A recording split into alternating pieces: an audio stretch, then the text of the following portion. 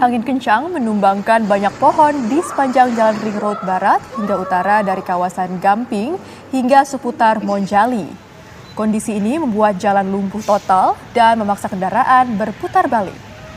Dua rumah warga di Dusun Nganti Jombor juga rusak parah tertimpa pohon tumbang.